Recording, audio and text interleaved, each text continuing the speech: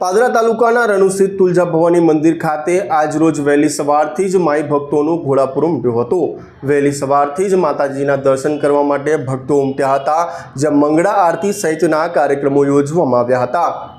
નમસ્કાર, news of Padra સાથે હું છું મિતેશ માલી।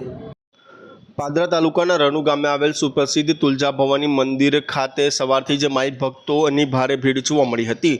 ચૈત્રી નવરાત્રિના પ્રારંભની સાથે જ અનેક માઈ મંદિરોમાં ભક્તોની ભારે ભીડ જામી હતી। ખાસ કરીને ચૈત્રી નવરાત્રિના ભક્તિ પર્વનું અનેરું મહિમા હોય છે। આરાધનાના આ પર્વને અનેક માઈ મંદિરોમાં હવન, નવચંડી સહિત ધાર્મિક કાર્યક્રમોનું આયોજન કરવામાં આવતું હોય છે।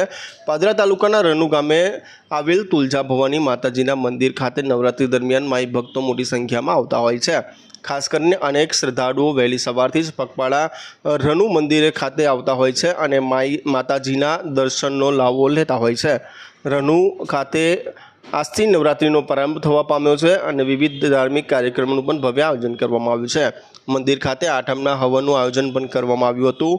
નવરાત્રિના પ્રથમ દિવસે જ મંગળા આરતીનો લાવો મોટી સંખ્યામાં ભક્તોએ લીધો હતો। આમ ખાસ કરીને જે રીતે વાત કરવામાં આવે તો રણુ સ્થિત તુલજા ભવાની મંદિર ખાતે ભક્તોનું ઘોડાપુર છે તે ઉમટ્યું હતું। ત્યારે ન્યૂઝ ઓફ પાદરાના પ્લેટફોર્મ પર જુઓ સમગ્ર અહેવાલ। જય માં। આજથી રણુ મુકામે આવેલું શ્રી તુલજા માતાજી મંદિરના સાનિધ્યમાં આજથી ચૈત્રી નવરાત્રિનો પ્રારંભ થાય છે।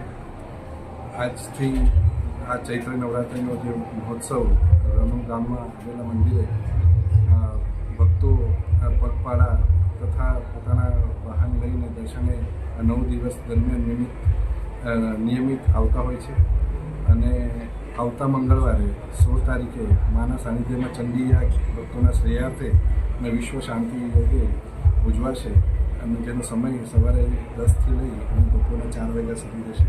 સ્લીપર ઊંઘવાનો સમય 4 વાગે રહેશે।